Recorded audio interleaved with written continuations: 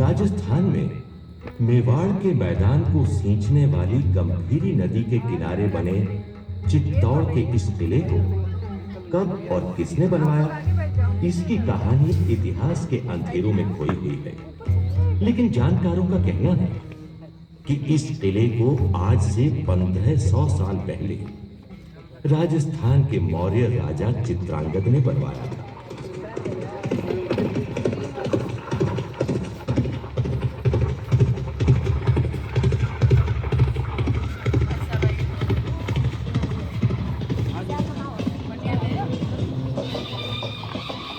महाराज चित्रांगद की जय हो। प्रणाम महाराज। आइए अमात्य, आइए। और आप भी महाबलाधिकृत रुद्रदत्त, हमने आपको यहाँ एक आवश्यक मंत्रणा के लिए बुलाया है। तो आज्ञा कीजिए महाराज। अमात्य, आप जानते ही हैं कि उत्तर में हुए गुप्त साम्राज्य को छिन्न भिन्न कर दिया है।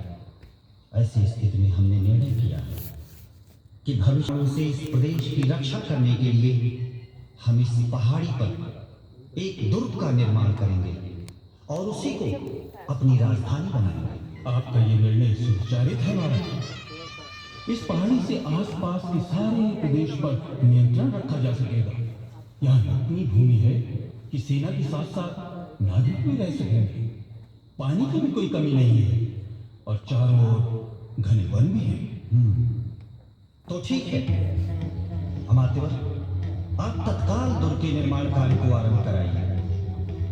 दुर्ग अभेद्य होनी चाहिए, यही हमारी राजधानी होगी और इस दुर्ग का नाम होगा चित्रकूट।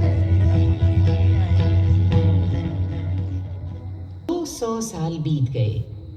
तभी राजस्थान के गहलोत वंश में एक ऐसे बालक का जन्म हुआ जो मौजूदा मेवाड़ की बुनियाद रखने वाला था। ये बालक ईडर के गहलोत राजा महेंद्र का पुत्र काल भोज था। गहलोत वंश को एक बार फिर विपदा का सामना करना पड़ा। ईडर के भीलों ने गहलोत राजा महेंद्र के खिलाफ विद्रोह कर दिया। महेंद्र की रानी को अपने 3 वर्ष के बालक काल भोज के साथ नागदा में शरण लेनी पड़ी, जहां ये बालक मंदिर के पुजारियों की गायें चराते हुए बड़ा हुआ। तभी एक दिन वन में गायें चराते हुए उसकी भेंट हारीत ऋषि से हुई। ओम नमः शिवाय। ओम नमः। कौन है? क्षमा करें महाराज, मैंने ध्यान नहीं दिया कि आप यहाँ तपस्या कर रहे हैं। कौन है तू दंड बालक जो इस पवित्र स्थान में बेरोक टोक घुसा रहा है? मेरा नाम कालभोज है स्वामी जी। मैं महाराज कुहिल के वंशधर महाराज महेंद्र का पुत्र हूँ। परंतु तू इस कुंज में कैसे आया? कई दिनों से ये धोरी गाय गोधूली के समय सूखे थन लेकर लौटती थी। सबको संदेह था कि इसका दूध मैं ही पी जाता हूँ। आज जब मैं इसके पीछे में आया तो देखा कि इसके थनों से दूध अपने आप झर रहा है। तभी आपने मुझे देख लिया। तू बड़ा भाग्यशाली है बालक। जहाँ का दूध झर रहा था वो भगवान एकलिंग का पवित्र स्थान है। तुझ पर उनकी विशेष कृपा दिख रही है। कल से तू यहाँ आकर हमसे शस्त्र विद्या के साथ साथ शास्त्र विद्या भी ग्रहण कर। हम तुझे एकलिंग का दीवान घोषित करते हैं। हारीत ऋषि की छत्र छाया में शिक्षा दीक्षा पूरी कर लेने के बाद काल भोज की किस्मत उसे चित्तौड़ ले गई, जहां चित्रांगद मोरी के वंशज राजा मान का राज था। राजा मान ने काल भोज को अपना सामंत बना लिया। इस बीच हिंदुस्तान पर अरब की ओर से हमले शुरू हो चुके थे। काल भोज ने अभूतपूर्व पराक्रम का प्रदर्शन करते हुए विदेशी सेनाओं को पीछे खदेड़ दिया। धीरे धीरे काल भोज की बढ़ती हुई लोकप्रियता ने अनेक सामंतों को उसके पक्ष में खड़ा कर दिया और सन 734 में इन सामंतों ने राजा मान की जगह काल भोज को चित्तौड़ की राजगद्दी पर बिठा दिया। एक लिंग के दीवान के साथ साथ काल भोज अब बप्पा रावल भी कहलाने लगा। हिंदू सूरज महाराज बप्पा रावल की जय। राजगुरु महाराज बप्पा रावल की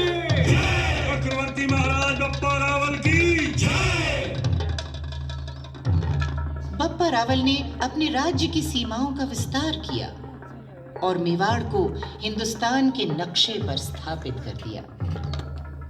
आज तक बप्पा रावल का नाम समूचे राजपूताने में बड़े सम्मान से लिया जाता है। हालांकि बप्पा रावल ने विदेशी हमलावरों को मुंह तोड़ जवाब दिया था, लेकिन रास्ता खुल चुका था। मेवाड़ के राजा जान की बाजी लगाकर अपनी आन बान शान का झंडा बुलंद रखते रहे। बहादुरी और बलिदान की ऐसी ही एक कहानी आज भी लोगों की जबान पर है। ऐसा कौन होगा जिसने चित्तौड़ की रानी पद्मिनी का नाम न सुना हो। 13वीं सदी के आखिरी हिस्से में चित्तौड़ पर रावल रतन सिंह का राज था। रतन सिंह का शौर्य और स्वाभिमान देश भर में जितना प्रसिद्ध था, उतनी ही प्रसिद्ध थी उनकी रानी पद्मिनी की सुंदरता।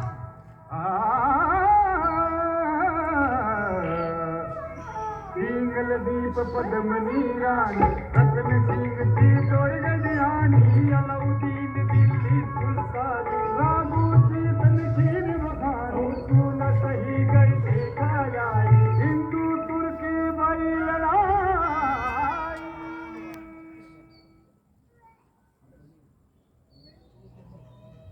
अलाउद्दीन खिलजी ने चित्तौड़ को जीतने की योजना बनाई। बड़ा गुरूर है तुम्हारे रतन सिंह को रघुनाथ।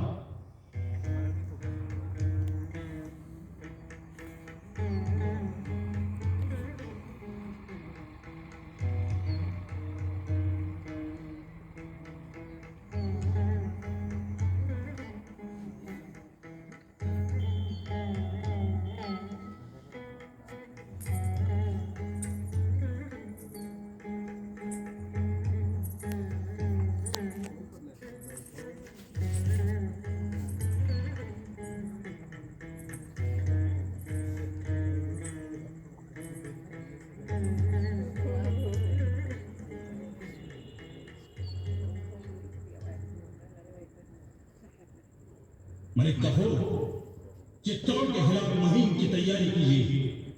हम रतन सिंह को उसकी सरकशी का सबक भी सिखाएंगे।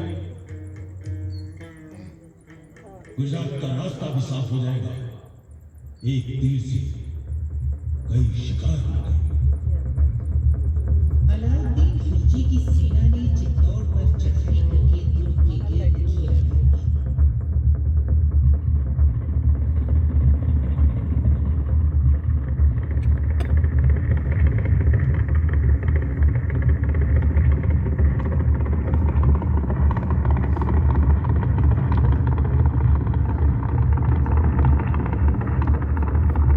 लेकिन चित्तौड़ को जीतना इतना आसान न था।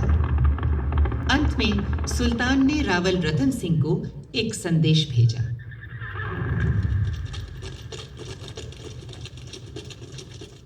हमें बताया गया है कि तुम सुल्तान अलाउद्दीन का कोई संदेश लाए हो।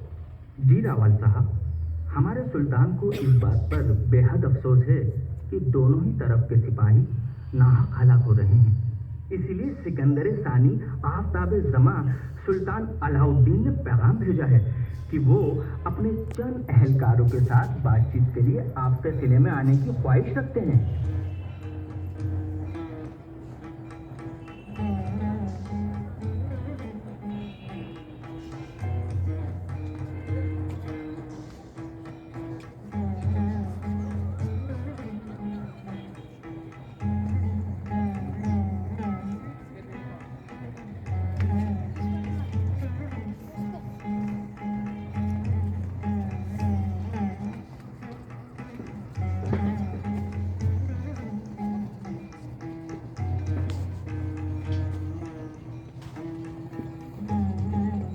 रावल रतन सिंह मान गए।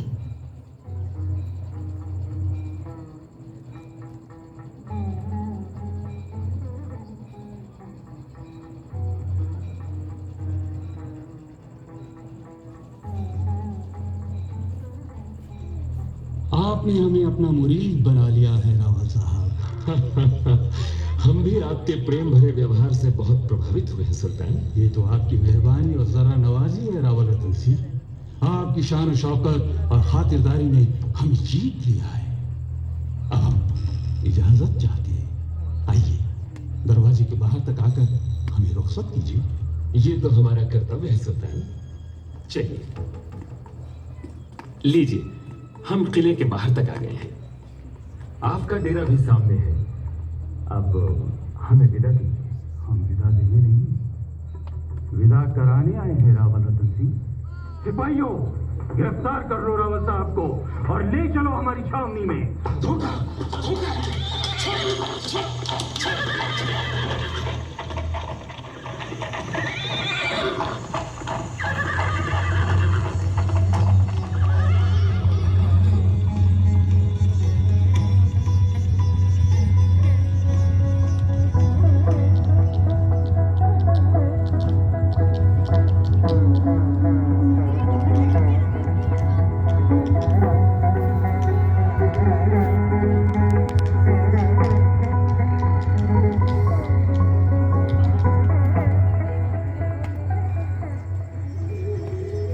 अलाउद्दीन के कपट की खबर जब रानीवास में पहुंची तो रानी पद्मिनी ने गोरा और बादल नामक 2 शूरवीरों के साथ साथ सभी सरदारों को बुलवाया और छल का जवाब छल से देने को कहा। गोरा भैया, हमारे ऋषि मुनि कहे गए हैं कि दुष्टों के साथ दुष्टता से ही काम लेना चाहिए। सुल्तान ने छल किया है तो हम भी छल करेंगे। उसे कहला दो कि रानी पद्मिनी उसके डेरे में आने को तैयार है। ये कैसे अनर्थ की बातें कर रही हैं आप? ठीक कह रही हूँ। सुल्तान से कह दो कि रानी पद्मिनी की एक शर्त है कि वो अपने स्वामी से अंतिम भेंट करके ही उसके पास जाएंगे। उनके साथ उनकी सहेलियां और अनस्तियां भी रहेंगी पर्देदार पालकियों में। इन सब की पद मर्यादा का ध्यान रखा जाए। ये कैसा गौरव धंधा है?